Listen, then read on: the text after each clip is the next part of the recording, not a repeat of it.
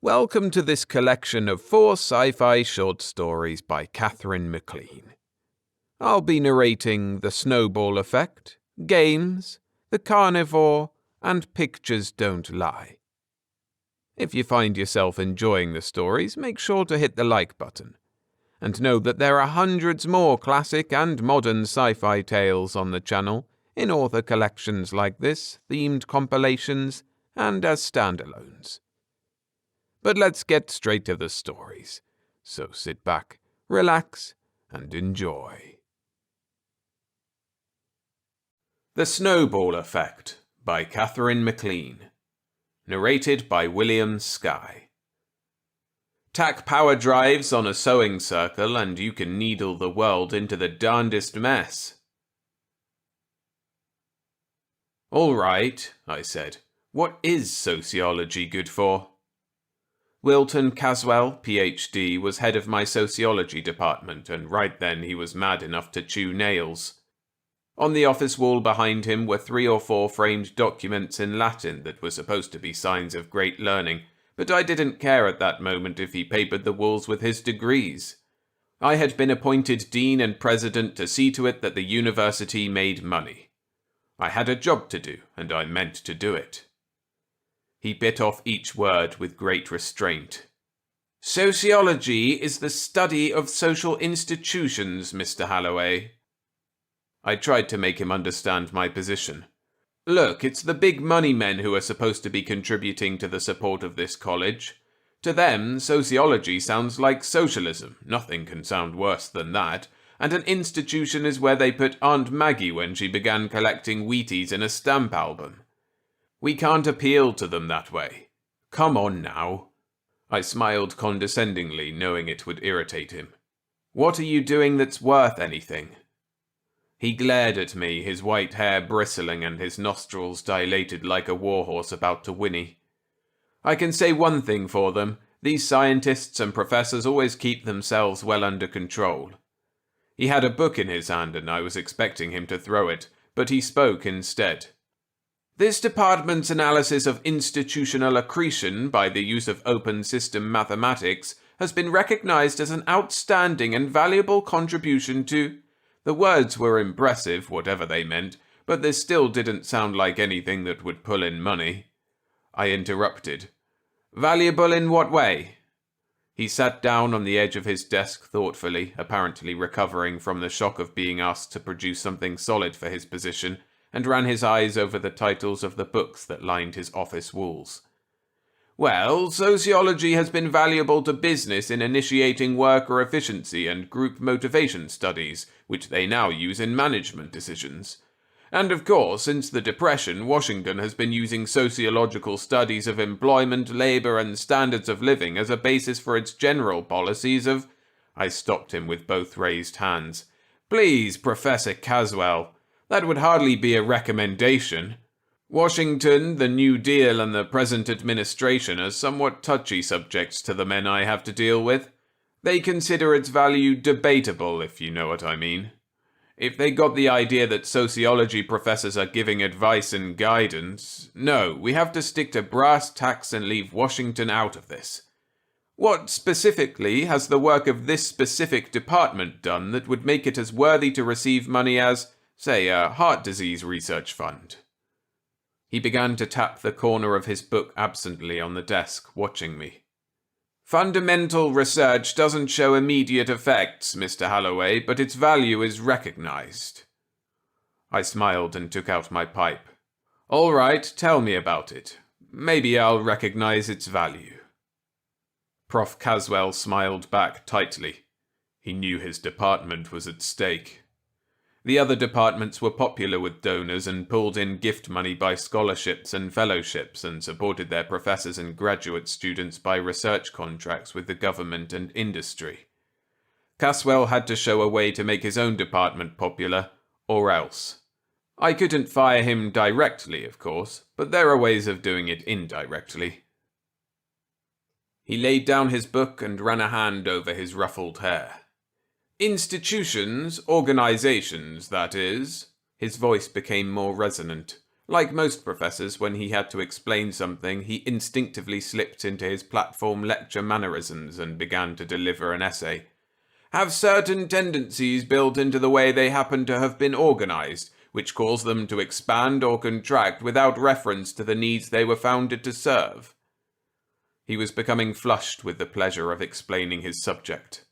All through the ages, it has been a matter of wonder and dismay to men that a simple organization, such as a church to worship in, or a delegation of weapons to a warrior class merely for defense against an outside enemy, will either grow insensately and extend its control until it is a tyranny over their whole lives, or, like other organizations set up to serve a vital need, will tend to repeatedly dwindle and vanish and have to be painfully rebuilt. The reason can be traced to little quirks in the way they were organized, a matter of positive and negative power feedbacks. Such simple questions as, is there a way a holder of authority in this organization can use the power available to him to increase his power? Provide the key. But it still could not be handled until the complex questions of interacting motives and long-range accumulations of minor effects could somehow be simplified and formulated.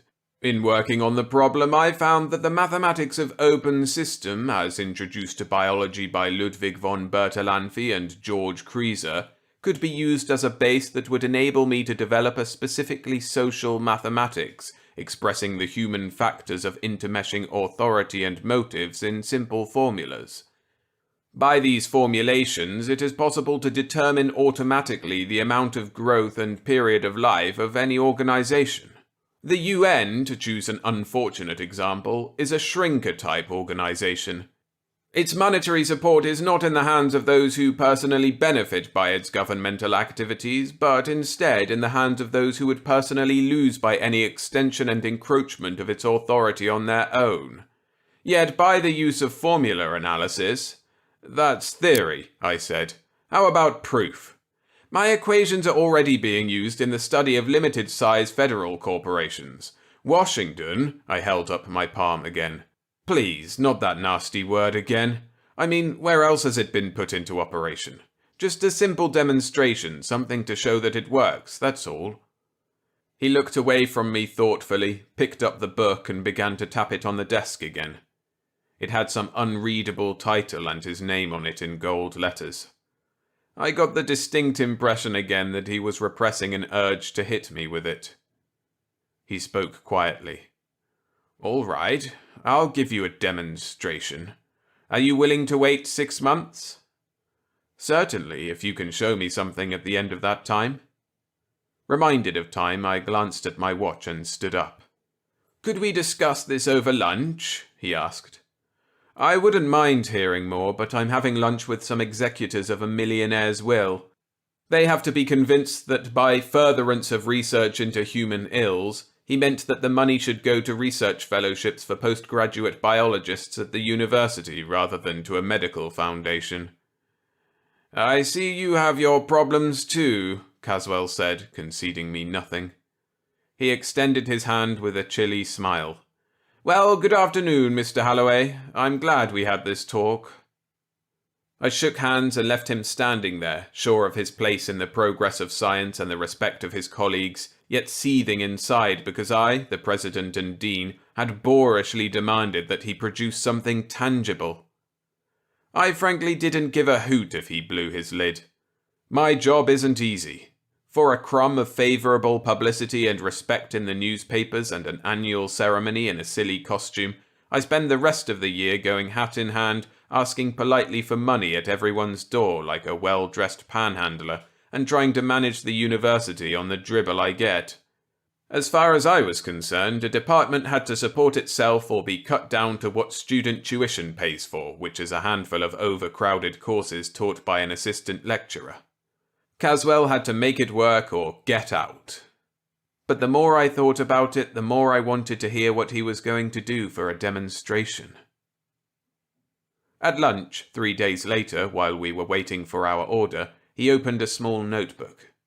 "Ever hear of feedback effects?" "Not enough to have it clear." "You know the snowball effect, though?" "Sure, start a snowball rolling downhill and it grows." "Well, now, He wrote a short line of symbols on a blank page and turned the notebook around for me to inspect it. Here's the formula for the Snowball process. It's the basic general growth formula, covers everything. It was a row of little symbols arranged like an algebra equation. One was a concentric spiral going up like a cross-section of a snowball rolling in snow. That was a growth sign. I hadn't expected to understand the equation, but it was almost as clear as a sentence. I was impressed and slightly intimidated by it. He had already explained enough so that I knew that if he was right, here was the growth of the Catholic Church and the Roman Empire, the conquests of Alexander, and the spread of the smoking habit and the change and rigidity of the unwritten law of styles. "Is it really as simple as that?" I asked. "You notice," he said, "that when it becomes too heavy for the cohesion strength of snow, it breaks apart. Now, in human terms..." The chops and mashed potatoes and peas arrived. "Go on," I urged. He was deep in the symbology of human motives and the equations of human behavior in groups. After running through a few different types of grower and shrinker-type organizations, we came back to the snowball and decided to run the test by making something grow. "You add the motives," he said, "and the equation will translate them into organization. How about a good selfish reason for the ins to drag others into the group? Some sort of bounty on new members, a cut of their membership fee?" I suggested uncertainly, feeling slightly foolish. "And maybe a reason why the members would lose if any of them resigned, and some indirect way they could use to force each other to stay in." "The first is the chain letter principle," he nodded. "I've got that. The other..." He put the symbols through some mathematical manipulation so that a special grouping appeared in the middle of the equation. "That's it." Since I seemed to have the right idea, I suggested some more, and he added some and juggled them around in different patterns. We threw out a few that would have made the organization too complicated, and finally worked out an idyllically simple and deadly little organization setup, where joining had all the temptation of buying a sweepstakes ticket, going in deeper was as easy as hanging around a racetrack, and getting out was like trying to pull free from a Malayan thumb trap. We put our heads closer together and talked lower, picking the best place for the demonstration. "Abington? How about Watershaw? I have some student sociological surveys of it already. We can pick a suitable group from that." "This demonstration has got to be convincing. We'd better pick a little group that no one in his right mind would expect to grow." "There should be a suitable club." Picture Professor Caswell, head of the Department of Sociology, and with him the president of the university, leaning across the table toward each other, sipping coffee and talking in conspiratorial tones over something they were writing in a notebook. That was us. "Ladies," said the skinny female chairman of the Watershaw Sewing Circle, "today we have guests." She signalled for us to rise, and we stood up, bowing to polite applause and smiles. "Professor Caswell and Professor Smith," my alias. "They are making a survey of the methods and duties of the clubs of Watershaw." We sat down to another ripple of applause and slightly wider smiles, and then the meeting of the Watershaw Sewing Circle began. In 5 minutes I began to feel sleepy. There were only about 30 people there, and it was a small room, not the halls of Congress, but they discussed their business of collecting and repairing second-hand clothing for charity with the same endless, boring parliamentary formality. I pointed out to Caswell the member I thought would be the natural leader, a tall, well-built woman in a green suit with conscious gestures and a resonant, penetrating voice, and then went into a half-doze while Caswell stayed awake beside me and wrote in his notebook. After a while, the resonant voice roused me to attention for a moment. It was the tall woman holding the floor over some collective dereliction of the club. She was being scathing. I nudged Caswell and murmured, "Did you fix it so that a shover has a better chance of getting into office than a non-shover?" "I think there's a way they could find for it," Caswell whispered back and went to work on his equation again. "Yes, several ways to bias the elections." "Good. Point them out tactfully to the one you select. Not as if she'd use such methods, but just as an example of the reason why only she can be trusted with initiating the change. Just mention all the personal advantages an unscrupulous person could have. He nodded, keeping a straight and sober face, as if we were exchanging admiring remarks about the techniques of clothes repairing instead of conspiring. After the meeting, Caswell drew the tall woman in the green suit aside and spoke to her confidentially, showing her the diagram of organization we had drawn up. I saw the responsive glitter in the woman's eyes and knew she was hooked. We left the diagram of organization and our typed copy of the new bylaws with her, and went off soberly, as befitted two social science experimenters. We didn't start laughing until our car passed the town limits and began the climb for University Heights. If Caswell's equations meant anything at all, we had given that sewing circle more growth drives than the Roman Empire. 4 months later, I had time out from a very busy schedule to wonder how the test was coming along. Passing Caswell's office, I put my head in. He looked up from a student research paper he was correcting. Caswell, about that sewing club business. I'm beginning to feel the suspense. Could I get an advance report on how it's coming? I'm not following it. We're supposed to let it run the full 6 months. But I'm curious. Could I get in touch with that woman? What's her name? Searles, Mrs. George Searles. Would that change the results? Not in the slightest. If you want to graph the membership rise, it should be going up in a log curve, probably doubling every so often. I grinned. If it's not rising, you're fired. He grinned back. If it's not rising, you won't have to fire me. I'll burn my books and shoot myself. I returned to my office and put in a call to Watershaw. While I was waiting for the phone to be answered, I took a piece of graph paper and ruled it off into 6 sections, one for each month. After the phone had rung in the distance for a long time, a servant answered with a bored drawl. Mrs. Searles' residence? I picked up a red-gummed star and licked it. Mrs. Searles, please. She's not in just now. Could I take a message? I placed the star at the 30 line in the beginning of the first section. 30 members they'd started with. No thanks. Could you tell me when she'll be back? Not until dinner. She's at the meeting. The sewing club? I asked. No, sir, not that thing. There isn't a sewing club anymore, not for a long time. She's at the civic welfare meeting. Somehow I hadn't expected anything like that. Thank you, I said and hung up, and after a moment noticed I was holding a box of red-gummed stars in my hand. I closed it and put it down on top of the graph of membership in the sewing circle. No more members. Poor Caswell. The bet between us was ironclad. He wouldn't let me back down on it even if I wanted to. He'd probably quit before I put through the first slow move to fire him.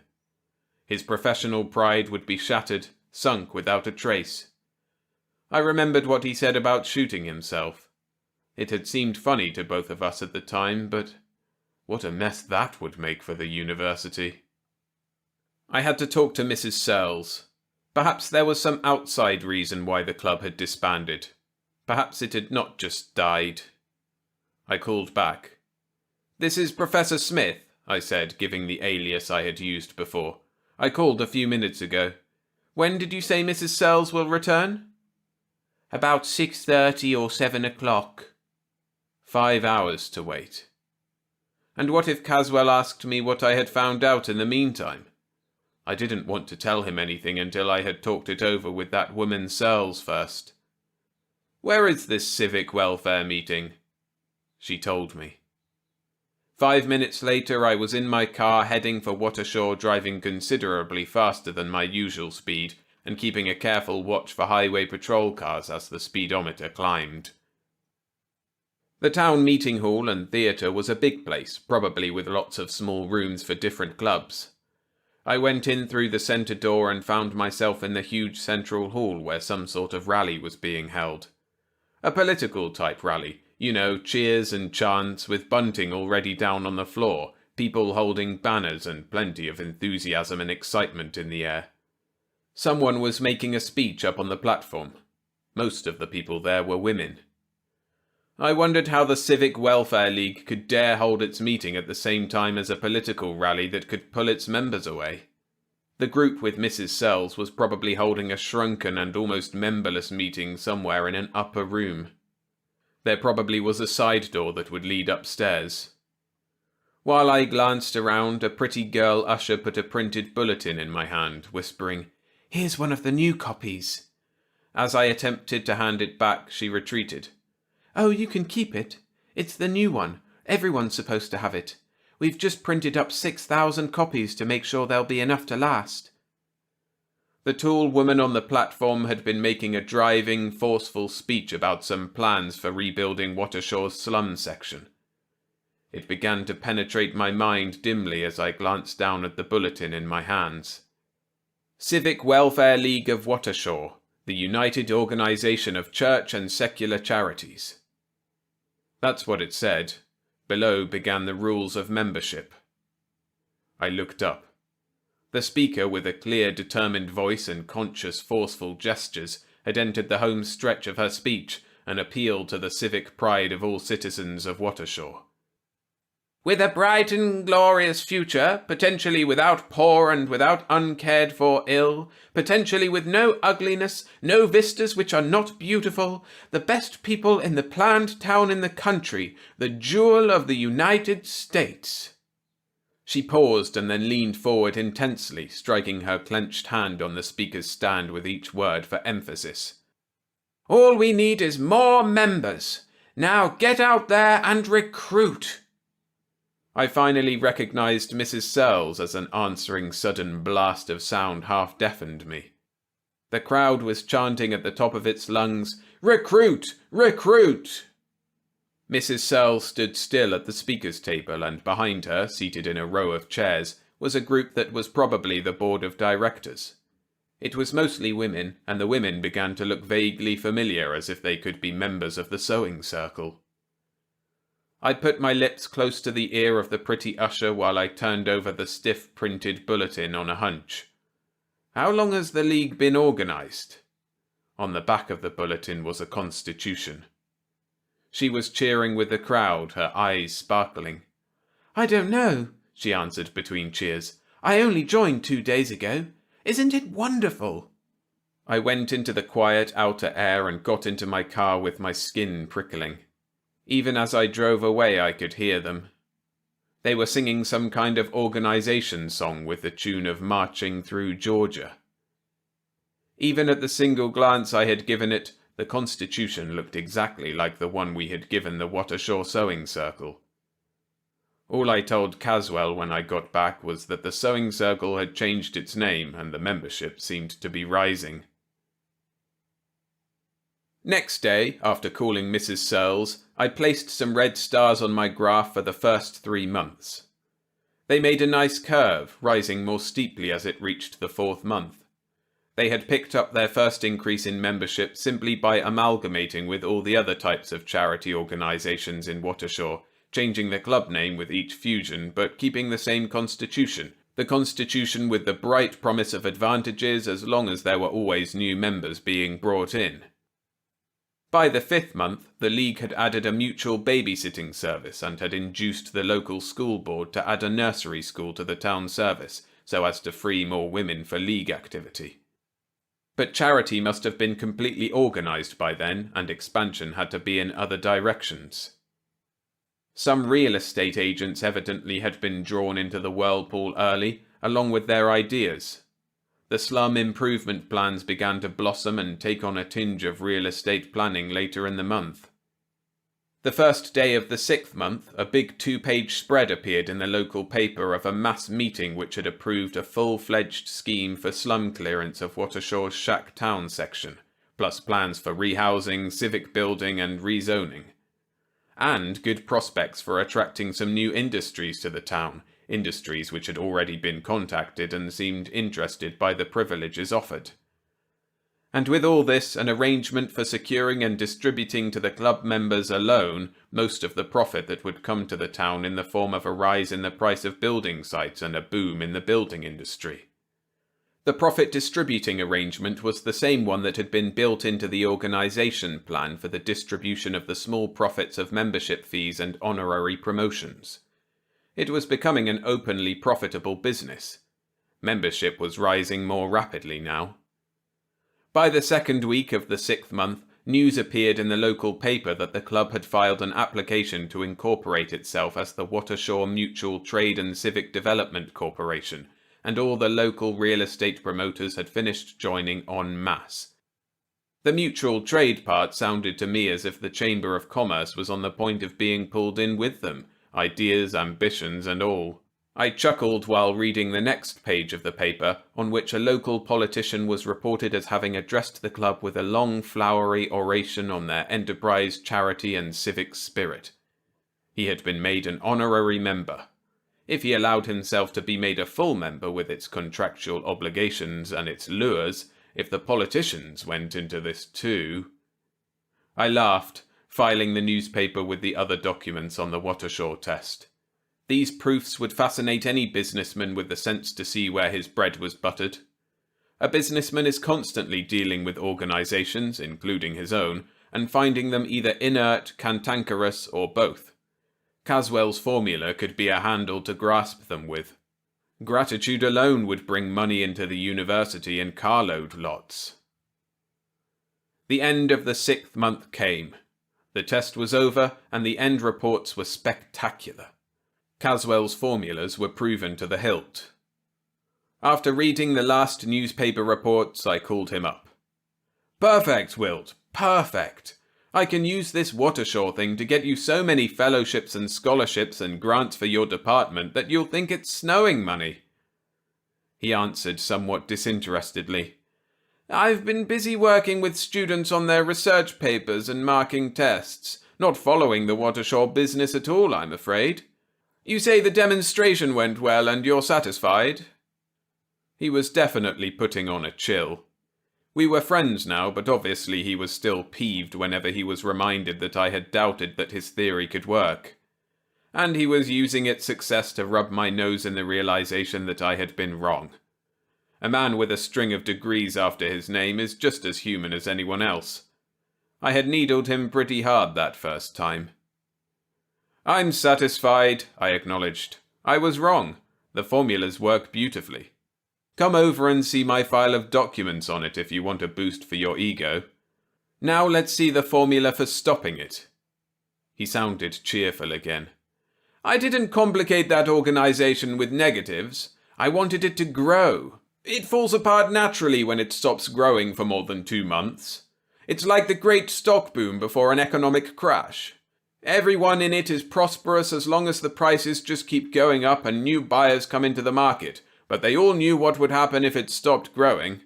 You remember, we built in as one of the incentives that the members know they are going to lose if membership stops growing. Why, if I tried to stop it now, they'd cut my throat." I remembered the drive and frenzy of the crowd in the one early meeting I had seen. They probably would. "No," he continued, "we'll just let it play out to the end of its tether and die of old age." "When will that be?" "It can't grow past the female population of the town. There are only so many women in Watershore, and some of them don't like sewing." The graph on the desk before me began to look sinister. Surely Caswell must have made some provision for... "You underestimate their ingenuity," I said into the phone. "Since they wanted to expand, they didn't stick to sewing. They went from general charity to social welfare schemes to something that's pretty close to an incorporated government. The name is now the Watershore Mutual Trade and Civic Development Corporation, and they're filing an application to change it to Civic Property Pool and Social Dividend, membership contractual, open to all.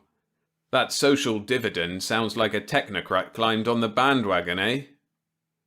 While I spoke, I carefully added another red star to the curve above the 1,000-member level, checking with the newspaper that still lay open on my desk. The curve was definitely some sort of log curve now, growing more rapidly with each increase.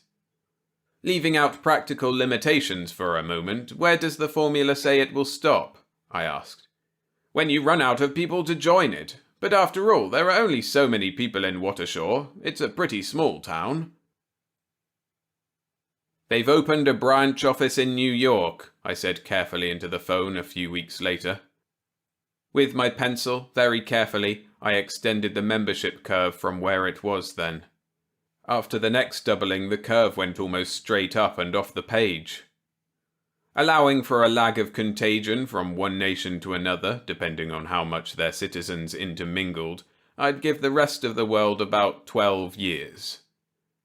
There was a long silence while Caswell probably drew the same graph in his own mind. Then he laughed weakly. Well, you asked me for a demonstration. That was as good an answer as any. We got together and had lunch in a bar, if you can call it lunch. The movement we started will expand by hook or by crook, by seduction or by bribery or by propaganda or by conquest, but it will expand. And maybe a total world government will be a fine thing until it hits the end of its rope in 12 years or so. What happens then, I don't know. But I don't want anyone to pin that on me. From now on, if anyone asks me, I've never heard of Watershaw.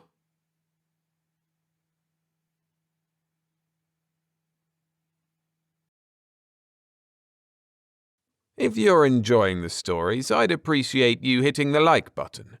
It really helps the channel continue growing. Thanks. Games by Katherine MacLean. Narrated by William Skye. It is a tough assignment for a child to know where a daydream ends and impossibility begins. Ronnie was playing by himself, which meant he was two tribes of Indians having a war. Bang, he muttered, firing an imaginary rifle. He decided that it was a time in history before the white people had sold the Indians any guns, and changed the rifle into a bow. Whiz thunk, he substituted, mimicking from an Indian film on TV the graphic sound of an arrow striking flesh. Oof! He folded down onto the grass, moaning, "Oh!" and relaxing into defeat and death. "Want some chocolate milk, Ronnie?" asked his mother's voice from the kitchen. "No thanks," he called back, climbing to his feet to be another man. "Whiz thunk, whiz thunk," he added to the flights of arrows as the best archer in the tribe. "Last arrow. Whiz," he said, missing one enemy for realism. He addressed another battling brave. "Who has more arrows? They are coming too close. No time. I'll have to use my knife." He drew the imaginary knife, ducking an arrow as it shot close. Then he was the tribal chief, standing somewhere else, and he saw that the warriors left alive were outnumbered. "We must retreat. We cannot leave our tribe without warriors to protect the women." Ronnie decided that the chief was heroically wounded, his voice wavering from weakness. He had been propping himself against a tree to appear unharmed, but now he moved so that his braves could see he was pinned to the trunk by an arrow and could not walk. They cried out. He said, "Leave me and escape. But remember." No words came, just the feeling of being what he was, a dying old eagle, a chief of warriors, speaking to young warriors who would need advice of seasoned humor and moderation to carry them through their young battles. He had to finish the sentence, tell them something wise. Ronnie tried harder, pulling the feeling around him like a cloak of resignation and pride, leaning indifferently against the tree where the arrow had pinned him, hearing dimly in anticipation the sound of his aged voice conquering weakness to speak wisely of what they needed to be told. They had many battles ahead of them, and the battles would be against odds, with so many dead already. They must watch and wait, be flexible and tenacious, determined and persistent, but not too rash, subtle and indirect, not cowardly, and above all be patient with the triumph of the enemy and not maddened into suicidal direct attack. His stomach hurt with the arrow wound, and his braves waited to hear his words. He had to sum a part of his life's experience in words. Ronnie tried harder to build the scene realistically. Then suddenly it was real. He was the man. He was an old man, guide and advisor in an oblique battle against great odds. He was dying of something, and his stomach hurt with a knotted ache like hunger, and he was thirsty. He had refused to let the young men make the sacrifice of trying to rescue him. He was hostage in the jail and dying because he would not surrender to the enemy nor cease to fight them. He smiled and said, "Remember to live like other men, but remember to remember." And then he was saying things that could not be put into words, complex feelings that were ways of taking bad situations that made them easier to smile at, and then sentences that were not sentences, but single alphabet letters pushing each other with signs, with a feeling of being connected like two halves of a swing, one side moving up when the other moved down, or like swings or like cogs and pendulums inside a clock, only without the cogs, just with the push. It wasn't adding or multiplication, and it used letters instead of numbers, but Ronnie knew it was some kind of arithmetic. And he wasn't Ronnie. He was an old man teaching young men, and the old man did not know about Ronnie. He thought sadly how little he would be able to convey to the young men, and he remembered more, trying to sum long memories and much living into a few direct thoughts. And Ronnie was the old man and himself, both at once. It was too intense.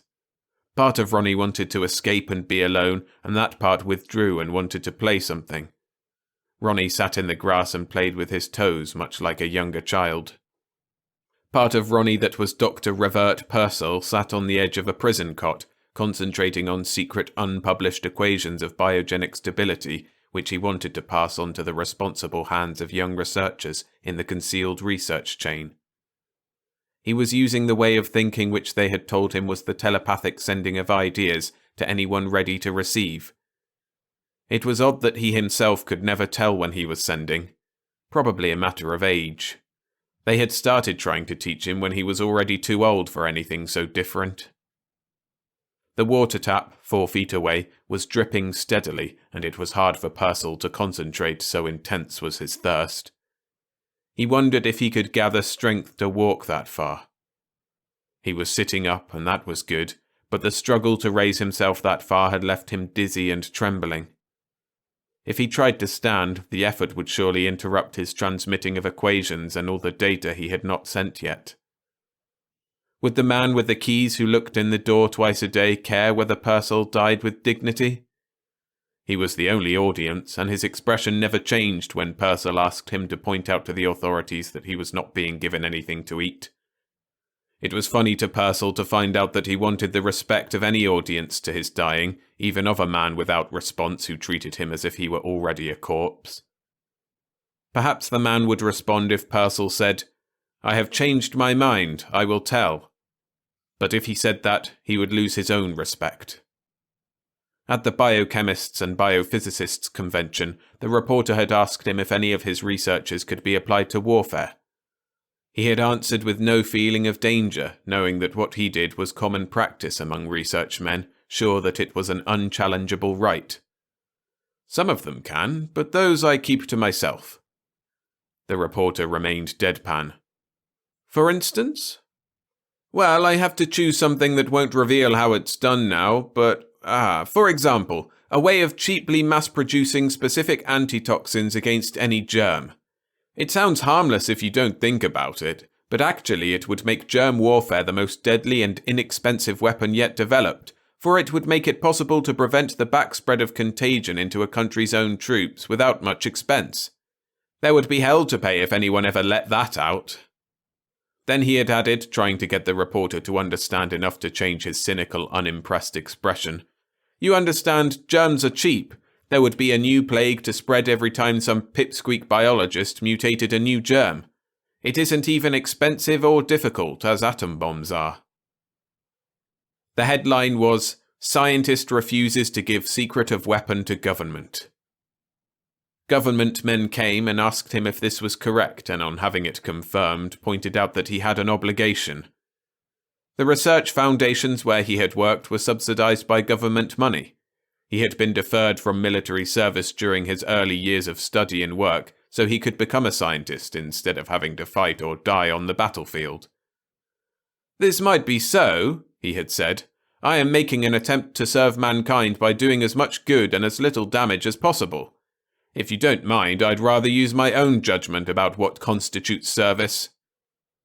The statement seemed too blunt the minute he had said it, and he recognized that it had implications that his judgment was superior to that of the government. It probably was the most antagonizing thing that could have been said, but he could see no other possible statement, for it represented precisely what he thought.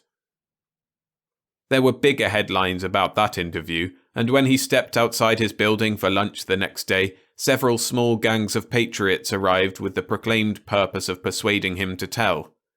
They fought each other for the privilege. The police had rescued him after he had lost several front teeth and had one eye badly gouged. They then left him to the care of the prison doctor in protective custody. 2 days later, after having been questioned several times on his attitude toward revealing the parts of his research he had kept secret, he was transferred to a place that looked like a military jail and left alone. He was not told what his status was. When someone came and asked him questions about his attitude, Purcell felt quite sure that what they were doing to him was illegal. He stated that he was going on a hunger strike until he was allowed to have visitors and see a lawyer. The next time the dinner hour arrived, they gave him nothing to eat. There had been no food in the cell since, and that was probably 2 weeks ago. He was not sure just how long, for during part of the second week his memory had become garbled. He dimly remembered something that might have been delirium, which could have lasted more than 1 day. Perhaps the military who wanted the antitoxins for germ warfare were waiting quietly for him either to talk or die. Ronnie got up from the grass and went into the kitchen, stumbling in his walk like a beginning toddler. "Choc milk?" he said to his mother. She poured him some and teased gently. "What's the matter, Ronnie? Back to baby talk?" He looked at her with big solemn eyes and drank slowly, not answering. In the cell somewhere distant, Dr. Purcell, famous biochemist, began waveringly trying to rise to his feet, unable to remember hunger as anything separate from him that could ever be ended, but weakly wanting a glass of water. Ronnie could not feed him with the chocolate milk. Even though this was another himself, the body that was drinking was not the one that was thirsty. He wandered out into the backyard again, carrying the glass. "Bang!" he said deceptively, pointing with his hand in case his mother was looking. "Bang!" Everything had to seem usual, he was sure of that. This was too big a thing and too private to tell a grown-up. On the way back from the sink, Dr. Purcell slipped and fell and hit his head against the edge of the iron cot. Ronnie felt the edge gashing through skin and into bone and then a relaxing blankness inside his head, like falling asleep suddenly when they are telling you a fairy story while you want to stay awake to find out what happened next. "Bang!" said Ronnie, vaguely pointing at a tree. "Bang!" He was ashamed because he had fallen down in the cell and hurt his head and become just Ronnie again before he had finished sending out his equations. He tried to make believe he was alive again, but it didn't work. You could never make believe anything to a real good finish. They never ended neatly. There was always something unfinished and something that would go right on after the end.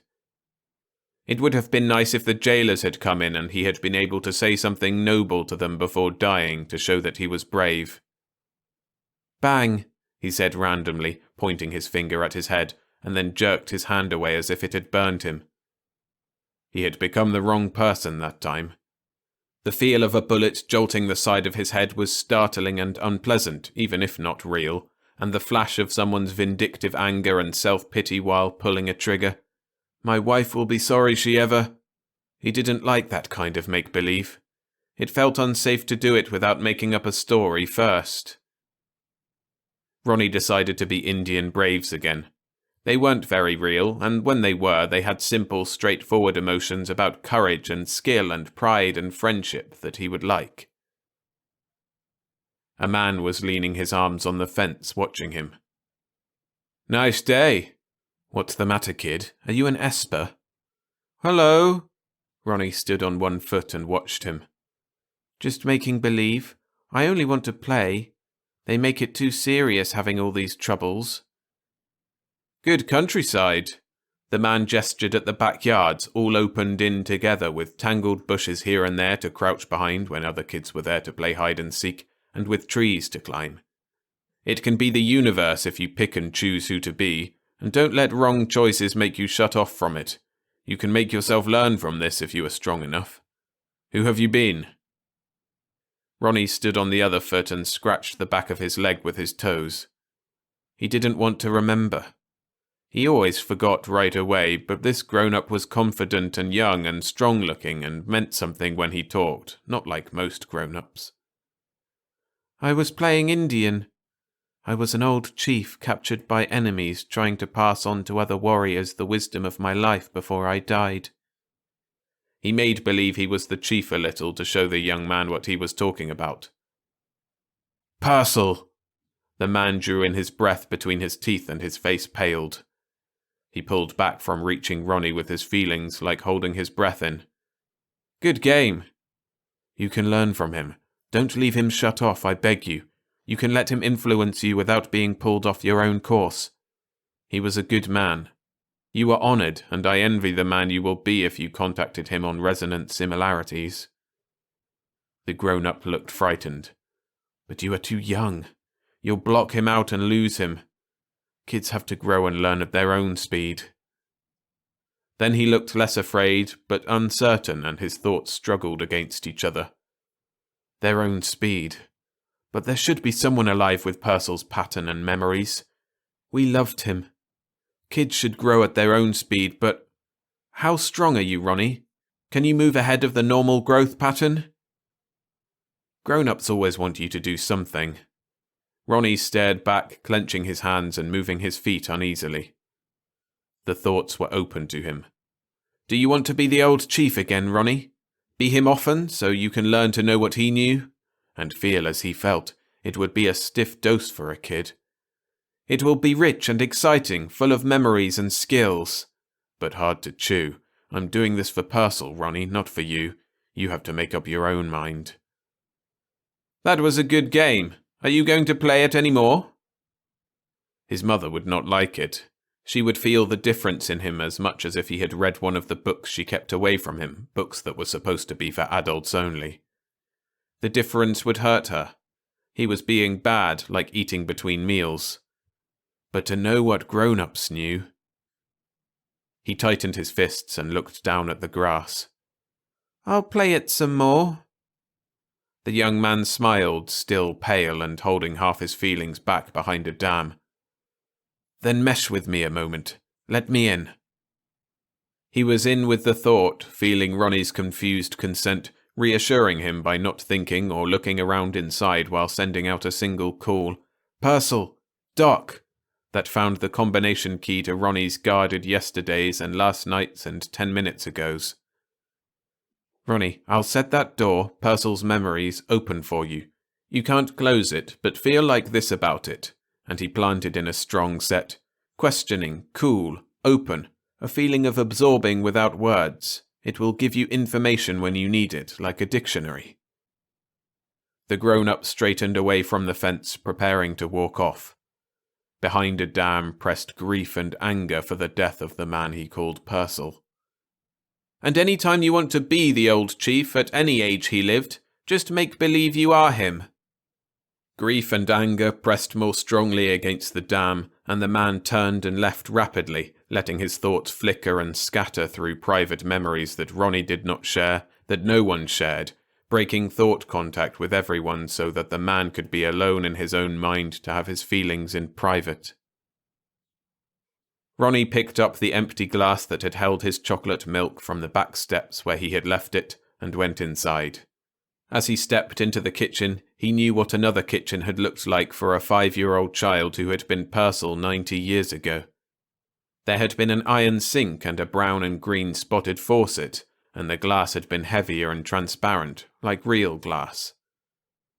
Ronnie reached up and put the coloured plastic tumbler down. That was a nice young man, dear. What did he say to you? Ronnie looked up at his mama, comparing her with the remembered mama of 50 years ago. He loved the other one too. He told me he's glad I play Indian.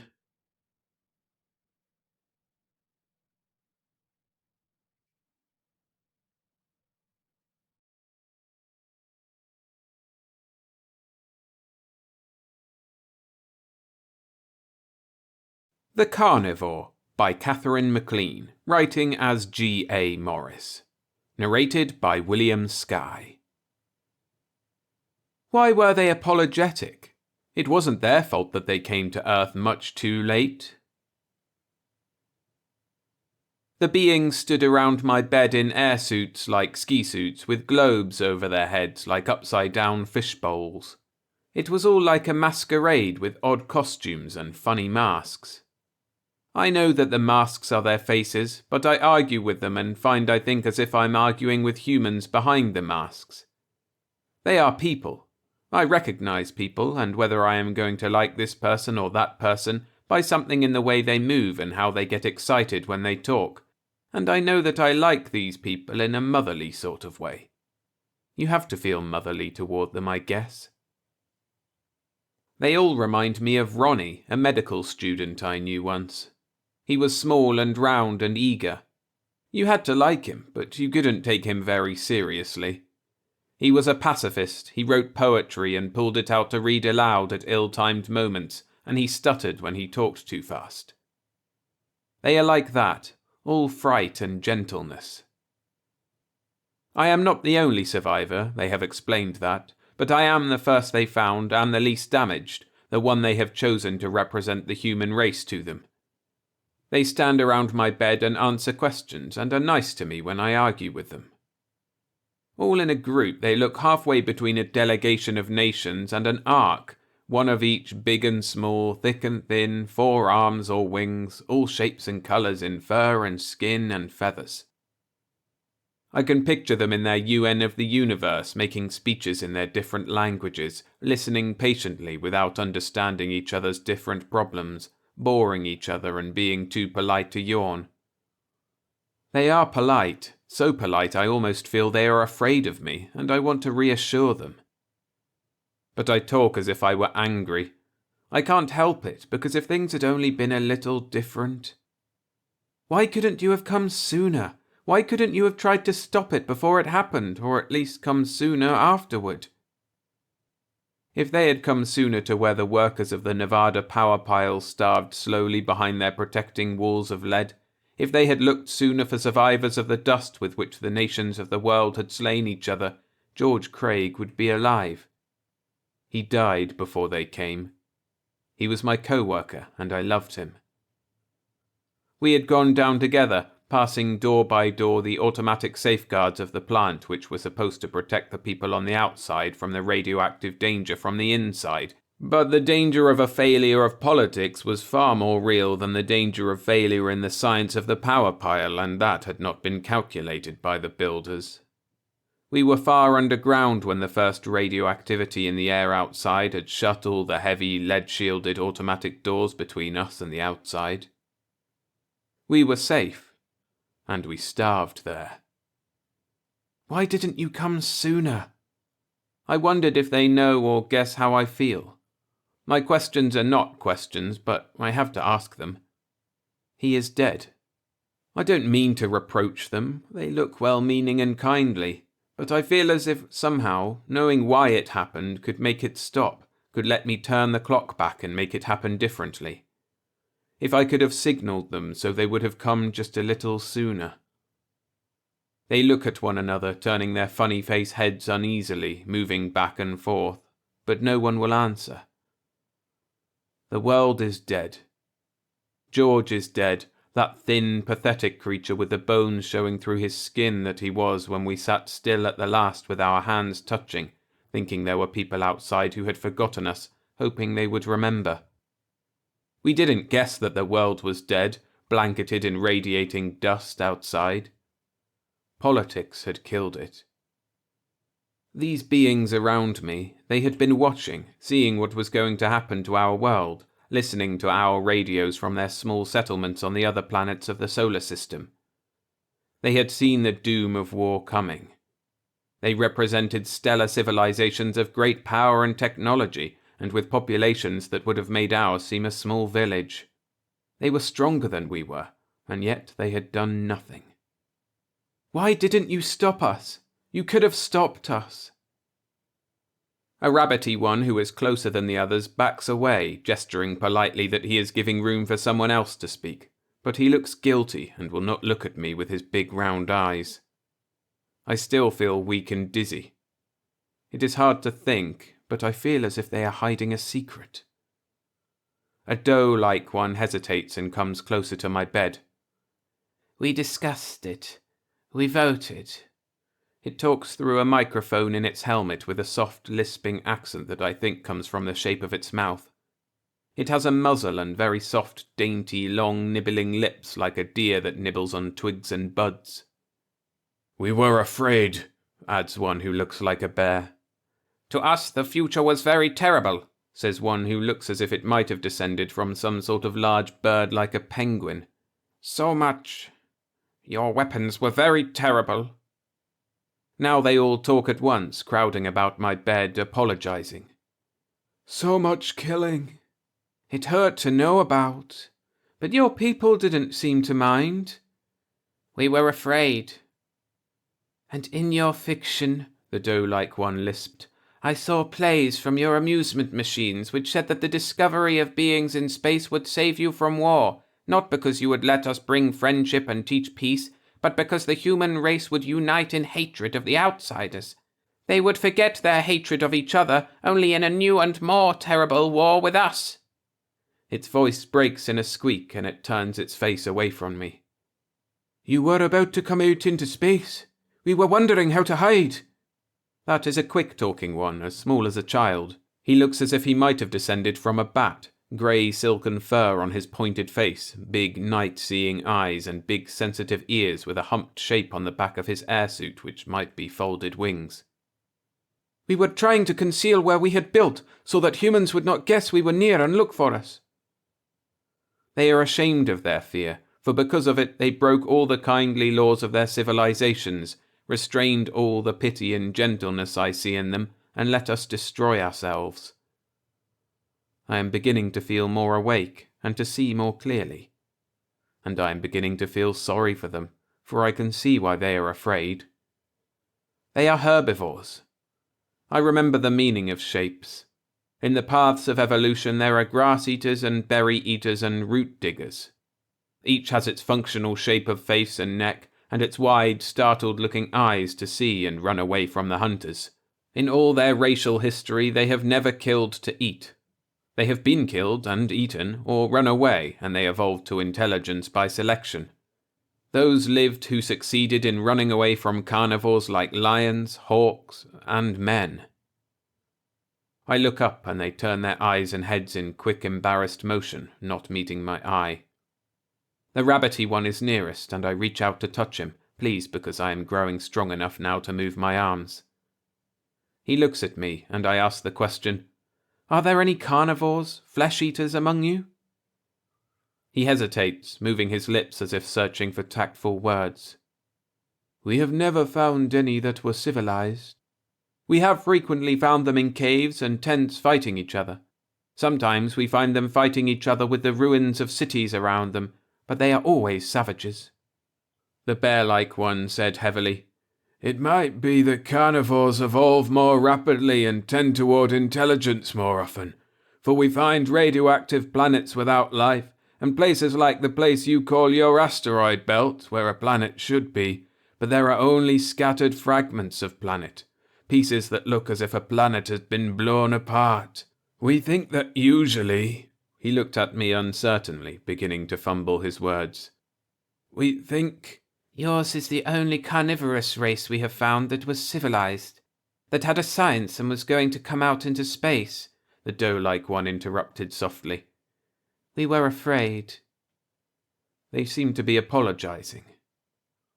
The rabbity one, who seems to be chosen as the leader and speaking to me, says, "We will give you anything you want, anything we are able to give you." They mean it. We survivors will be privileged people with a key to all the cities, everything free. Their sincerity is wonderful, but puzzling.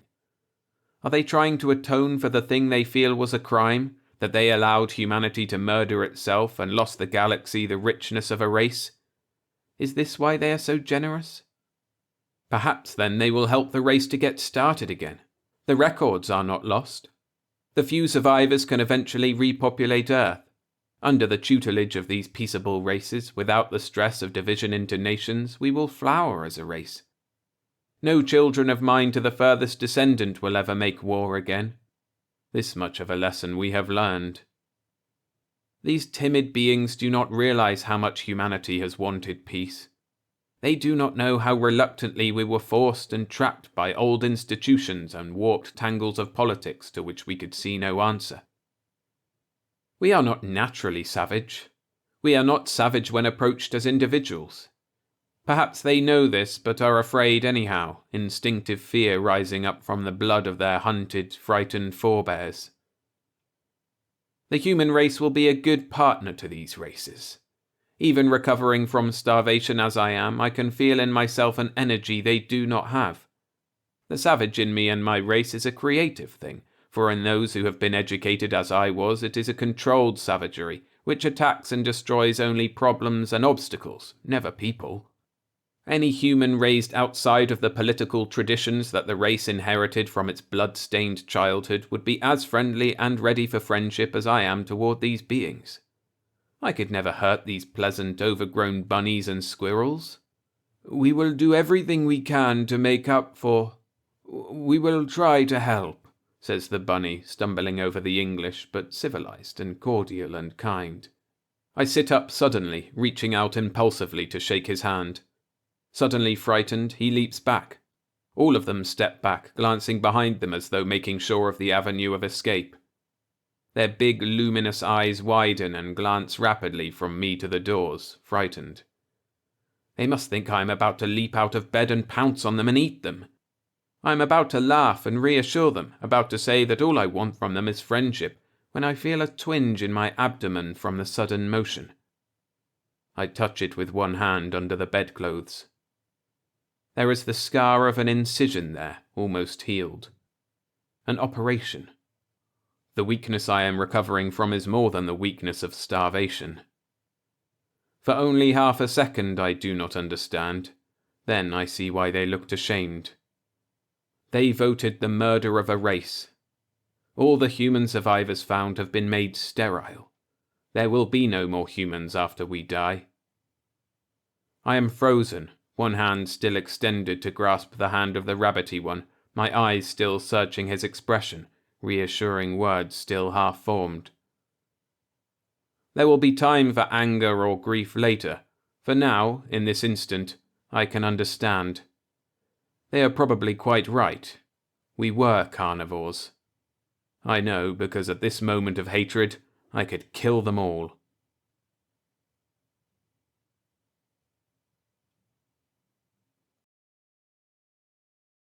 Remember to hit the like button if you're enjoying the stories. Thanks. Pictures Don't Lie by Katherine MacLean. Narrated by William Skye. Pictures, that is, that one can test and measure, and these pictures positively, absolutely could not lie. The man from the news asked, "What do you think of the aliens, Mr. Nathan? Are they friendly? Do they look human?" "Very human," said the thin young man. Outside, rain sleeted across the big windows with a steady, faint drumming, blurring and dimming the view of the airfield where they would arrive. On the concrete runways, the puddles were pockmarked with rain, and the grass growing untouched between the runways of the unused field glistened wetly, bending before gusts of wind. Back at a respectful distance from where the huge spaceship would land were the grey shapes of trucks, where TV camera crews huddled inside their mobile units, waiting.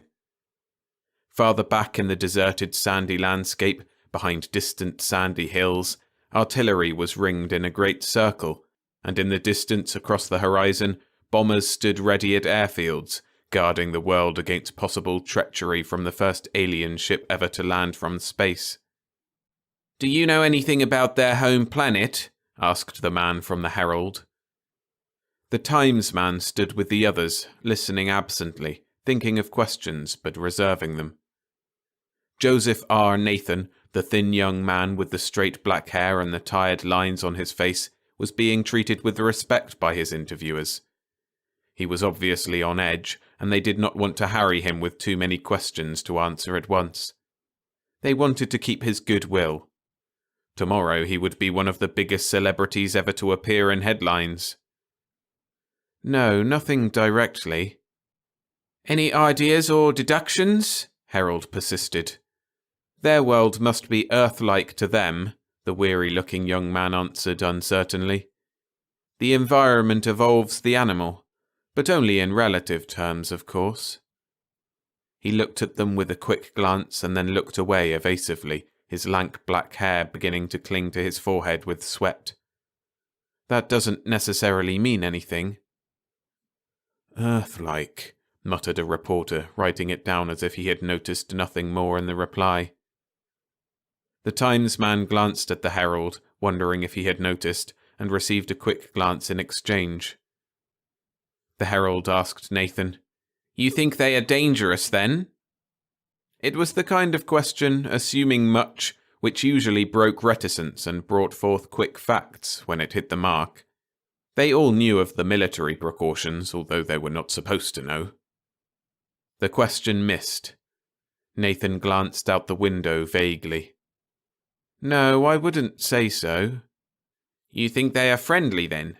said the Herald, equally positive on the opposite tack. A fleeting smile touched Nathan's lips.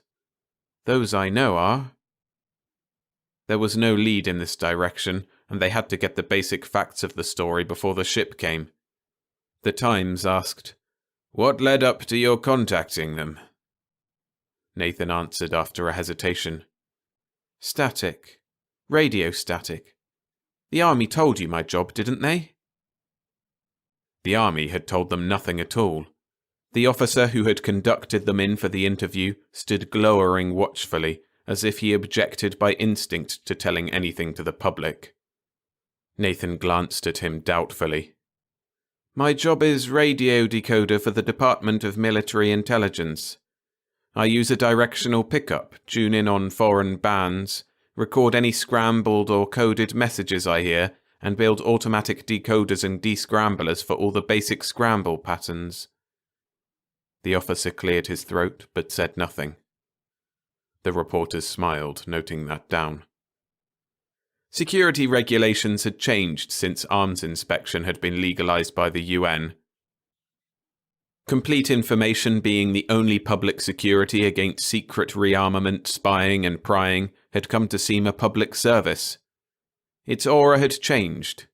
It was good public relations to admit to it. Nathan continued. "I started directing the pickup at stars in my spare time. There's radio noise from stars, you know, just stuff that sounds like spatter static and an occasional squawk. People have been listening to it for a long time and researching, trying to work out why stellar radiation on those bands comes in such jagged bursts. It didn't seem natural." He paused and smiled uncertainly, aware that the next thing he would say was the thing that would make him famous, an idea that had come to him while he listened, an idea as simple and as perfect as the one that came to Newton when he saw the apple fall. "I decided it wasn't natural. I tried decoding it." Hurriedly, he tried to explain it away and make it seem obvious. "You see, there's an old intelligence trick, speeding up a message on a record until it sounds just like that, a short squawk of static, and then broadcasting it. Undergrounds use it. I'd heard that kind of screech before." "You mean they broadcast at us in code?" asked the news. "It's not exactly code. All you need to do is record it and slow it down. They're not broadcasting at us.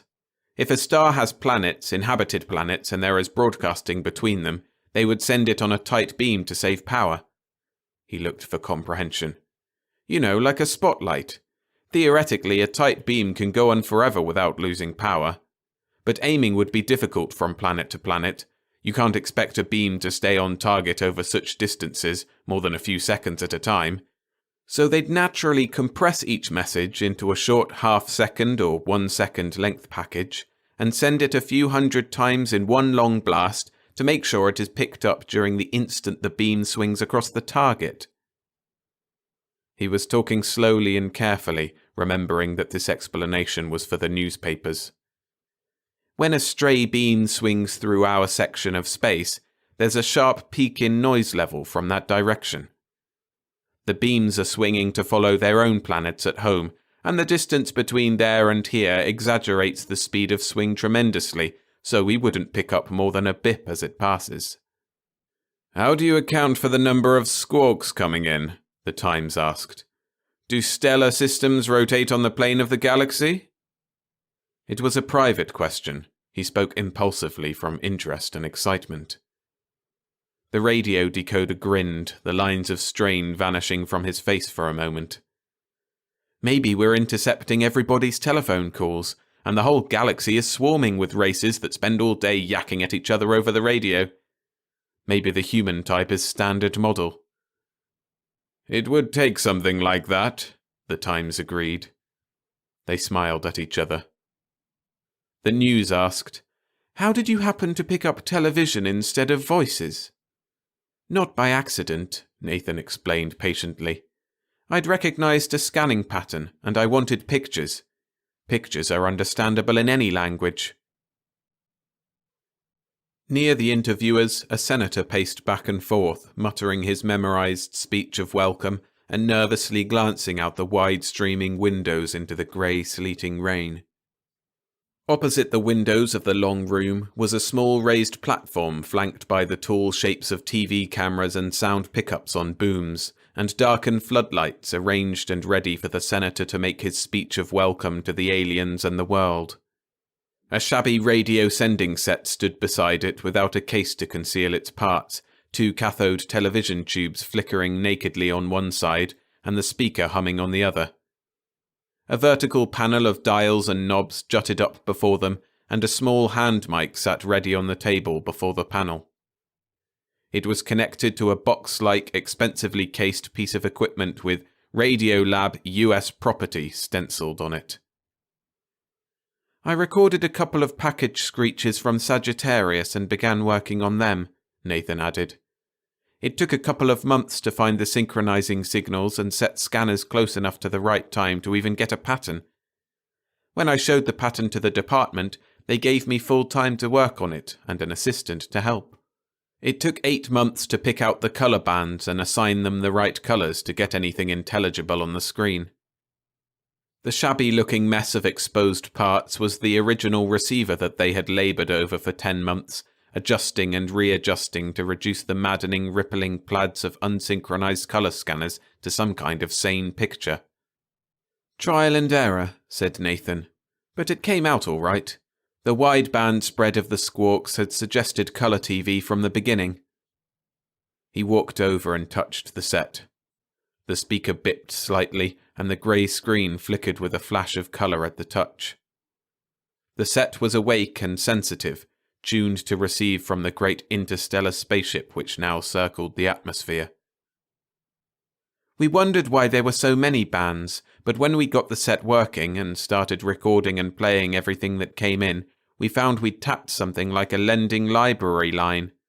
It was all fiction, plays." Between the pauses in Nathan's voice, the Times found himself unconsciously listening for the sound of roaring, swiftly approaching rocket jets. The Post asked, "How did you contact the spaceship?" "I scanned and recorded a film copy of Rite of Spring, the Disney-Stravinsky combination, and sent it back along the same line we were receiving from. Just testing. It wouldn't get there for a good number of years if it got there at all, but I thought it would please the library to get a new record in."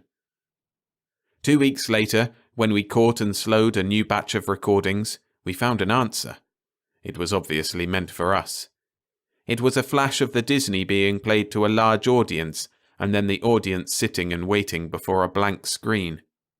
The signal was very clear and loud. We'd intercepted a spaceship. They were asking for an encore, you see. They liked the film and wanted more. He smiled at them in sudden thought. You can see them for yourself. It's all right down the hall where the linguists are working on the automatic translator. The listening officer frowned and cleared his throat, and the thin young man turned to him quickly. No security reason why they should not see the broadcasts, is there? Perhaps you should show them, he said to the reporters reassuringly. It's right down the hall. You will be informed the moment the spaceship approaches. The interview was very definitely over.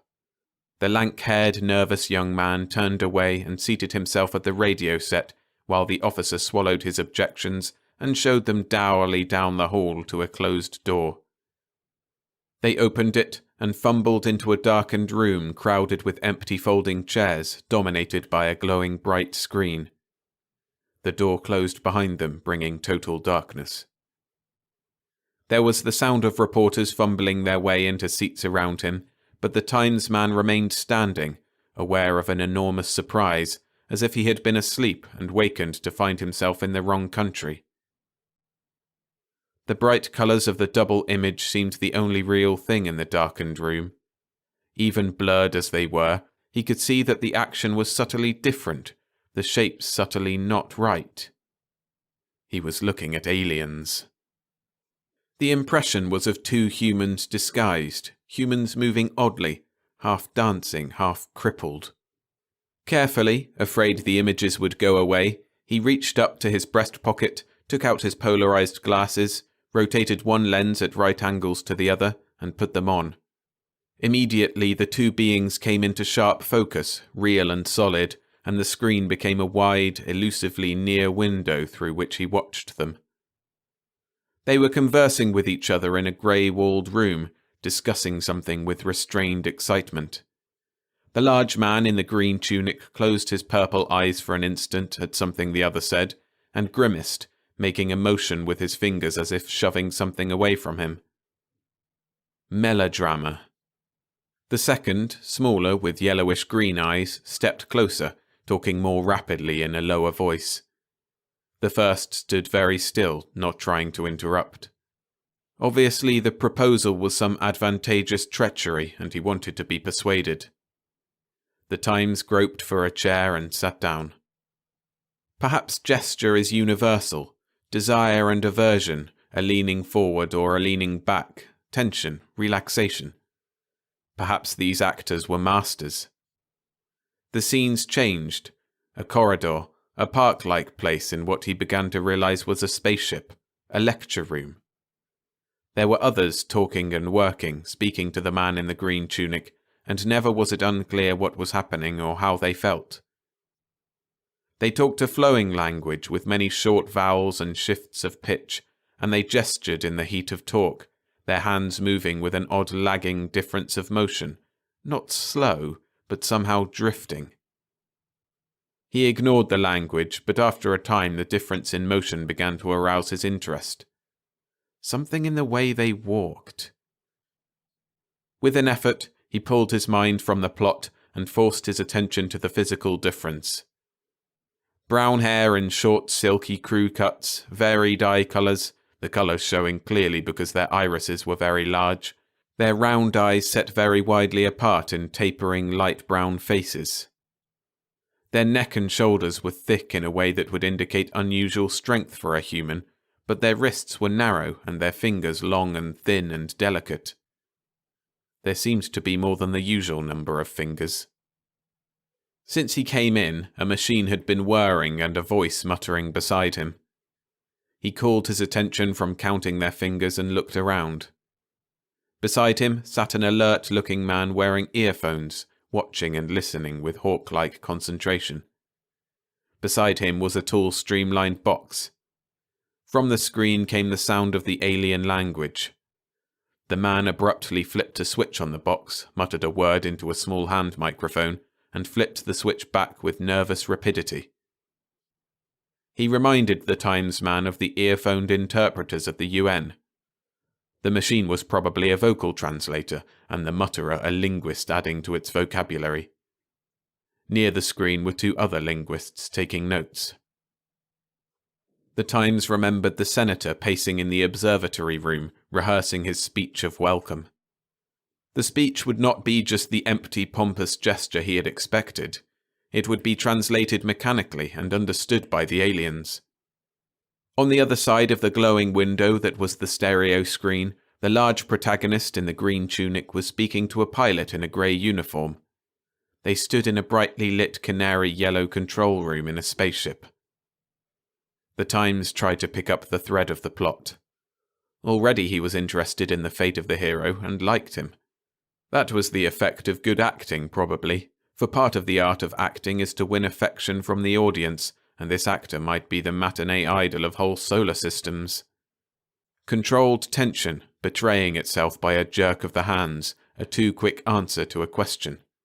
The uniformed one, not suspicious, turned his back, busying himself at some task involving a map lit with glowing red points, his motions sharing the same fluid, dragging grace of the others, as if they were underwater or on a slow-motion film.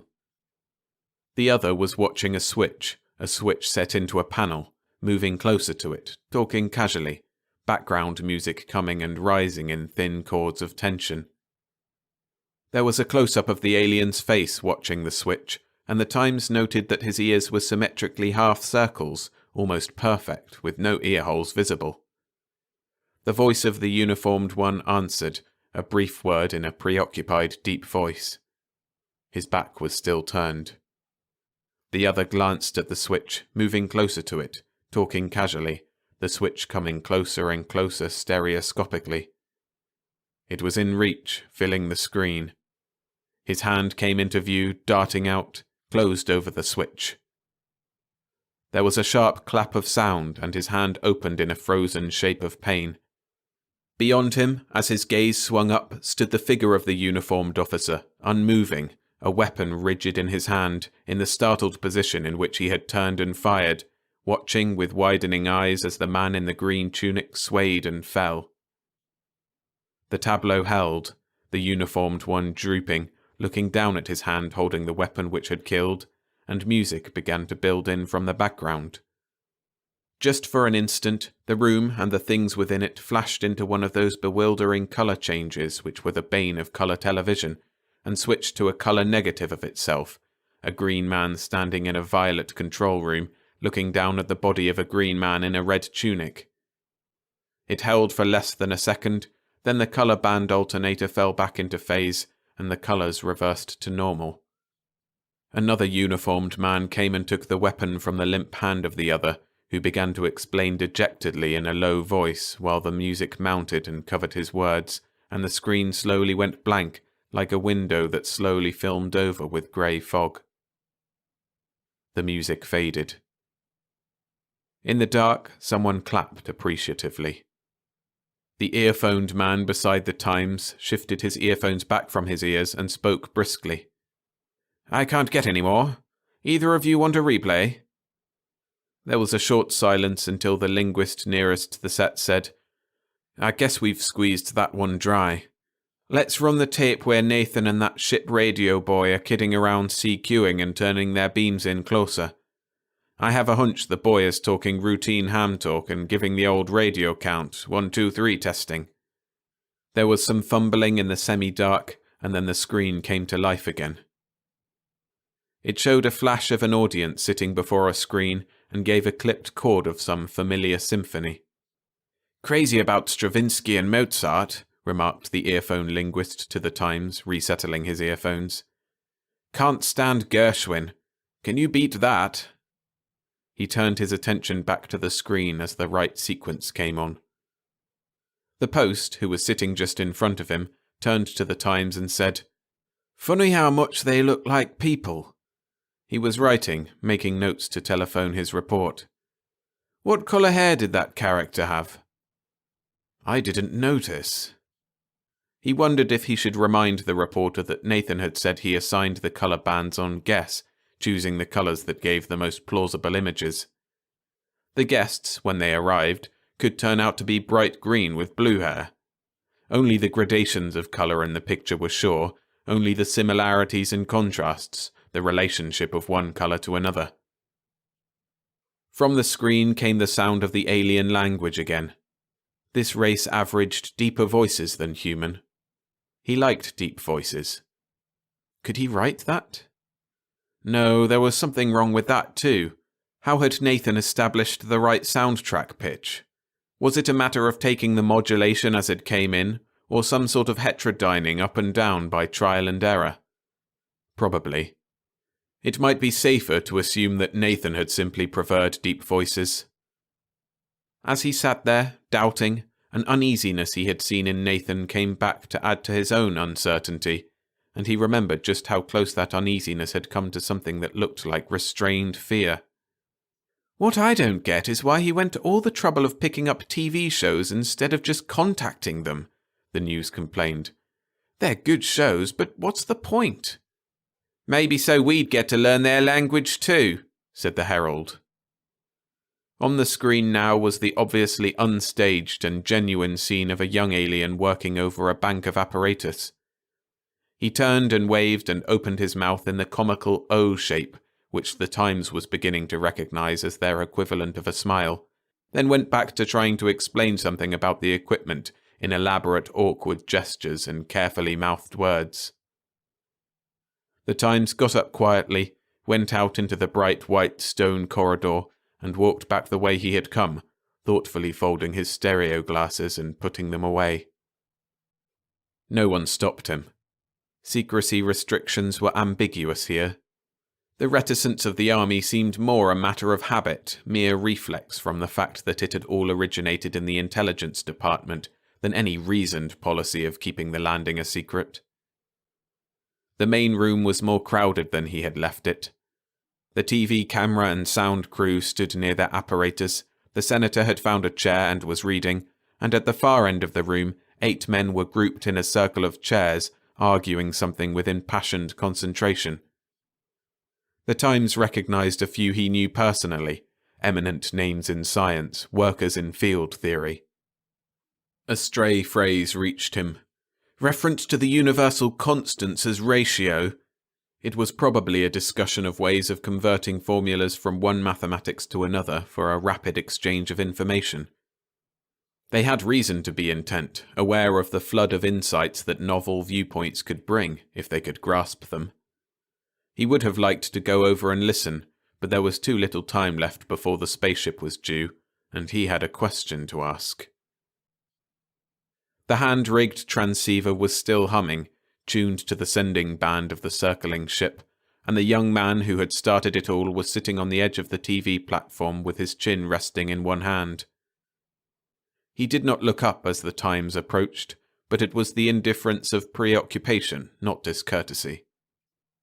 The Times sat down on the edge of the platform beside him and took out a pack of cigarettes, then remembered the coming TV broadcast and the ban on smoking. He put them away, thoughtfully watching the diminishing rain spray against the streaming windows. "What's wrong?" he asked. Nathan showed that he was aware and friendly by a slight motion of his head. "You tell me." "Hunch," said the Times man. "Sheer hunch. Everything's sailing along too smoothly. Everyone taking too much for granted." Nathan relaxed slightly. "I'm still listening." "Something about the way they move." Nathan shifted to glance at him. "That's bothered me too." "Are you sure they're adjusted to the right speed?" Nathan clenched his hands out in front of him and looked at them consideringly. "I don't know. When I turn the tape faster, they're all rushing, and you begin to wonder why their clothes don't stream behind them, why the doors close so quickly and yet you can't hear them slam, why things fall so fast. If I turn it slower, they all seem to be swimming." He gave the Times a considering sidewise glance.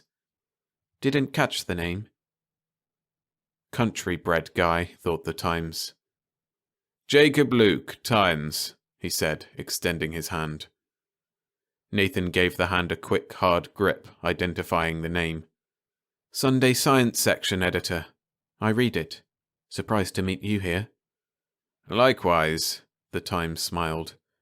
Look, have you gone into this rationally with formulas? He found a pencil in his pocket. Obviously there's something wrong with our judgment of their weight to speed to momentum ratio. Maybe it's something simple like low gravity aboard ship with magnetic shoes. Maybe they are floating slightly. Why worry? Nathan cut in. I don't see any reason to try to figure it out now. He laughed and shoved back his black hair nervously. We'll see them in 20 minutes. Will we? Asked the Times slowly. There was a silence while the senator turned a page of his magazine with a slight crackling of paper, and the scientists argued at the other end of the room. Nathan pushed at his lank black hair again, as if it were trying to fall forward in front of his eyes and keep him from seeing. Sure. The young man laughed suddenly, talked rapidly. Sure, we'll see them. Why shouldn't we? With all the government ready, with welcome speeches, the whole army turned out and hiding over the hill, reporters all around, newsreel cameras, everything set up to broadcast the landing to the world. The president himself shaking hands with me and waiting in Washington. He came to the truth without pausing for breath. He said, Hell no, they won't get here. There's some mistake somewhere. Something's wrong. I should have told the brass hats yesterday when I started adding it up. Don't know why I didn't say anything. Scared, I guess. Too much top rank around here. Lost my nerve. He clutched the Times man's sleeve. Look, I don't know what... A green light flashed on the sending-receiving set. Nathan didn't look at it, but he stopped talking. The loudspeaker on the set broke into a voice speaking in the alien's language. The senator started and looked nervously at it, straightening his tie. The voice stopped. Nathan turned and looked at the loudspeaker. His worry seemed to be gone. What is it? The Times asked anxiously. He says they've slowed enough to enter the atmosphere now. They'll be here in 5 to 10 minutes, I guess. That's Bud. He's all excited. He says, holy smoke, what a murky-looking planet we live on. Nathan smiled. Kidding. The Times was puzzled. What does he mean, murky?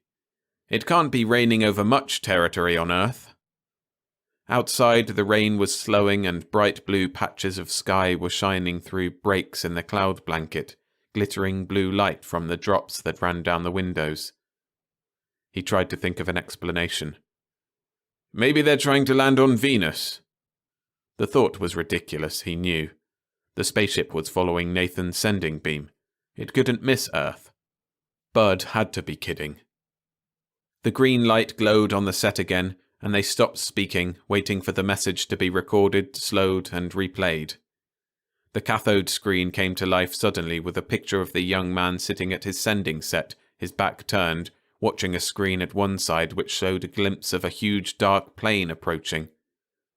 As the ship plunged down toward it, the illusion of solidity melted into a boiling turbulence of black clouds. They expanded in an inky swirl, looked huge for an instant, and then blackness swallowed the screen. The young alien swung around to face the camera, speaking a few words as he moved, made the O of a smile again, then flipped the switch and the screen went grey. Nathan's voice was suddenly toneless and strained. He said something like, break out the drinks, here they come. The atmosphere doesn't look like that, the Times said at random, knowing he was saying something too obvious even to think about. Not Earth's atmosphere. Some people drifted up. What did they say? Entering the atmosphere. Ought to be landing in 5 or 10 minutes, Nathan told them. A ripple of heightened excitement ran through the room. Cameramen began adjusting the lens angles again, turning on the mic and checking it, turning on the floodlights. The scientists rose and stood near the window, still talking. The reporters trooped in from the hall and went to the windows to watch for the great event. The 3 linguists came in, trundling a large wheeled box that was the mechanical translator, supervising while it was hitched into the sound broadcasting system. Landing where? The Times asked Nathan brutally. Why don't you do something? Tell me what to do and I'll do it, Nathan said quietly, not moving. It was not sarcasm. Jacob Luke of the Times looked sidewise at the strained whiteness of his face and moderated his tone. "Can't you contact them?" "Not while they're landing." "What now?" The Times took out a pack of cigarette, remembered the rule against smoking, and put it back. "We just wait." Nathan leaned his elbow on one knee and his chin in his hand. They waited. All the people in the room were waiting. There was no more conversation. A bald man of the scientist group was automatically buffing his fingernails over and over and inspecting them without seeing them. Another absently polished his glasses, held them up to the light, put them on, and then a moment later took them off and began polishing again. The television crew concentrated on their jobs, moving quietly and efficiently, with perfectionist care, minutely arranging things which did not need to be arranged, checking things that had already been checked. This was to be one of the great moments of human history, and they were all trying to forget that fact and remain impassive and wrapped up in the problems of their jobs as good specialists should. After an interminable age, the Times consulted his watch. 3 minutes had passed. He tried holding his breath a moment, listening for a distant approaching thunder of jets. There was no sound. The sun came out from behind the clouds and lit up the field like a great spotlight on an empty stage. Abruptly, the green light shone on the set again, indicating that a squawk message had been received. The recorder recorded it, slowed it, and fed it back to the speaker. It clicked, and the sound was very loud in the still, tense room. The screen remained grey, but Bud's voice spoke a few words in the alien language. He stopped, the speaker clicked, and the light went out. When it was plain that nothing more would occur, and no announcement was to be made of what was said, the people in the room turned back to the windows. Talk picked up again. Somebody told a joke and laughed alone. One of the linguists remained turned toward the loudspeaker, then looked at the widening patches of blue sky showing out the window, his expression puzzled. He had understood. "It's dark," the thin intelligence department decoder translated, low-voiced, to the man from the Times. "Your atmosphere is thick." That's precisely what Bud said. Another 3 minutes. The Times caught himself about to light a cigarette and swore silently, blowing the match out and putting the cigarette back into its package. He listened for the sound of the rocket jets. It was time for the landing, yet he heard no blasts. The green light came on in the transceiver. Message in. Instinctively, he came to his feet. Nathan abruptly was standing beside him. Then the message came in the voice he was coming to think of as Bud. It spoke and paused. Suddenly the Times knew. "We've landed," Nathan whispered the words. The wind blew across the open spaces of white concrete and damp soil that was the empty airfield, swaying the wet, shiny grass. The people in the room looked out, listening for the roar of jets, looking for the silver bulk of a spaceship in the sky. Nathan moved, seating himself at the transmitter, switching it on to warm up, checking and balancing dials. Jacob Luke of the Times moved softly to stand behind his right shoulder, hoping he could be useful. Nathan made a half motion of his head, as if to glance back at him, unhooked 2 of the earphone sets hanging on the side of the tall streamlined box that was the automatic translator, plugged them in, and handed one back over his shoulder to the Times man. The voice began to come from the speaker again. Hastily, Jacob Luke fitted the earphones over his ears. He fancied he could hear Bud's voice tremble. For a moment it was just Bud's voice speaking the alien language, and then, very distant and clear in his earphones, he heard the recorded voice of the linguist say an English word, then a mechanical click, and another clear word in the voice of one of the other translators. Then another as the alien's voice flowed from the loudspeaker, the cool single words barely audible, overlapping and blending with it like translating thought, skipping unfamiliar words yet quite astonishingly clear. "Radar shows no buildings or civilization near. The atmosphere around us registers as thick as glue. Tremendous gas pressure, Low gravity, no light at all. You didn't describe it like this. Where are you, Joe? This isn't some kind of trick, is it? Bud hesitated, was prompted by a deeper official voice, and jerked out the words. If it is a trick, we are ready to repel attack. The linguist stood listening. He whitened slowly and beckoned the other linguists over to him and whispered to them. Joseph Nathan looked at them with unwarranted, bitter hostility while he picked up the hand mic, plugging it into the translator. Joe calling, he said quietly into it in clear, slow English. No trick. We don't know where you are. I am trying to get a direction fix from your signal. Describe your surroundings to us if at all possible. Nearby, the floodlights blazed steadily on the television platform, ready for the official welcome of the aliens to Earth. The television channels of the world had been alerted to set aside their scheduled programs for an unscheduled great event. In the long room, the people waited, listening for the swelling sound of rocket jets. This time, after the light came on, there was a long delay. The speaker sputtered and sputtered again, building to a steady scratching they could barely sense as a dim voice. It came through in a few tinny words, and then wavered back to inaudibility. The machine translated in their earphones. Tried. Seemed. Repair. Suddenly it came in clearly. Can't tell if the auxiliary blew too. We'll try it. We might pick you up clearly on the next try. I have the volume down. Where is the landing port? Repeat, where is the landing port? Where are you? Nathan put down the hand mic and carefully set a dial on the recording box and flipped a switch, speaking over his shoulder. This sets it to repeat what I said the last time. It keeps repeating. Then he sat with unnatural stillness, his head still half-turned, as if he had suddenly caught a glimpse of answer and was trying with no success whatever to grasp it. The green warning light cut in, the recording clicked, and the playback of Bud's face and voice appeared on the screen. We heard a few words, Joe, and then the receiver blew again. We're adjusting a viewing screen to pick up the long waves that go through the murk and convert them to visible light. We'll be able to see out soon.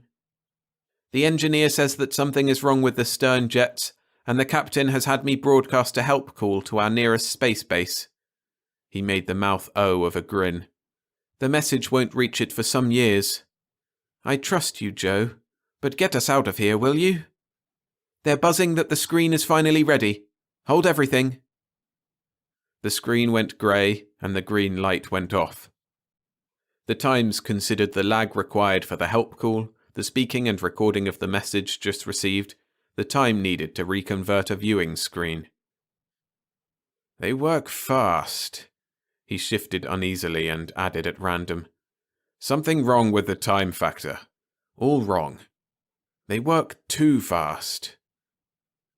The green light came on again immediately. Nathan half turned to him, sliding his words hastily into the gap of time as the message was recorded and slowed. They're close enough for our transmission power to blow their receiver. If it was on Earth, why the darkness around the ship? Maybe they see in the high ultraviolet. The atmosphere is opaque to that band, the Times suggested hastily as the speaker began to talk in the young extraterrestrial's voice. It was shaking now. Stand by for the description. They tensed, waiting. The Times brought a map of the state before his mind's eye. A half circle of cliffs around the horizon. A wide, muddy lake swarming with swimming things. Huge, strange white foliage all around the ship and incredibly huge pulpy monsters attacking and eating each other on all sides. We almost landed in the lake, right on the soft edge. The mud can't hold the ship's weight and we're sinking. The engineer says we might be able to blast free, but the tubes are mud-clogged and might blow up the ship. When can you reach us? The Times thought vaguely of the Carboniferous era. Nathan obviously had seen something he had not. Where are they? The Times asked him quietly. Nathan pointed to the antenna position indicators. The Times let his eyes follow the converging imaginary lines of focus out the window to the sunlit airfield, the empty airfield, the drying concrete and green waving grass where the lines met. Where the lines met. The spaceship was there. The fear of something unknown gripped him suddenly. The spaceship was broadcasting again. "Where are you? Answer if possible. We are sinking. Where are you?" He saw that Nathan knew. "What is it?" the Times asked hoarsely. "Are they in another dimension or the past or on another world or what?" Nathan was smiling bitterly, and Jacob Luke remembered that the young man had a friend in that spaceship. "My guess is that they evolved on a high-gravity planet with a thin atmosphere near a blue-white star. Sure, they see in the ultraviolet range. Our sun is abnormally small and dim and yellow. Our atmosphere is so thick it screens out ultraviolet." He laughed harshly. "A good joke on us, the weird place we evolved in, the thing it did to us." "Where are you?" called the alien spaceship. "Hurry, please, we're sinking." The decoder slowed his tumbled, frightened words and looked up into the Times' face for understanding. "We'll rescue them," he said quietly. "You were right about the time factor, right about them moving at a different speed. I misunderstood. This business about squawk coding, speeding for better transmission to counteract beam waver, I was wrong." "What do you mean?" "They don't speed up their broadcasts." "They don't?" Suddenly, in his mind's eye, the Times began to see again the play he had just seen, but the actors were moving at blurring speed, the words jerking out in a fluting, dizzying stream, thoughts and decisions passing with unfollowable rapidity, rippling faces in a twisting blur of expressions, doors slamming wildly, shatteringly, as the actors leaped in and out of rooms. No, faster, faster! He wasn't visualizing it as rapidly as it was. An hour of talk and action in one almost instantaneous squawk, a narrow peak of noise interfering with a single word in an Earth broadcast. Faster, faster, it was impossible. Matter could not stand such stress, inertia, momentum, abrupt weight. It was insane. "Why?" he asked. "How?" Nathan laughed again harshly, reaching for the mic. "Get them out. There isn't a lake or river within hundreds of miles from here." A shiver of unreality went down the Times' spine. Automatically and inanely, he found himself delving in his pocket for a cigarette while he tried to grasp what had happened. "Where are they, then? Why can't we see their spaceship?" Nathan switched the microphone on in a gesture that showed the bitterness of his disappointment. "We'll need a magnifying glass for that."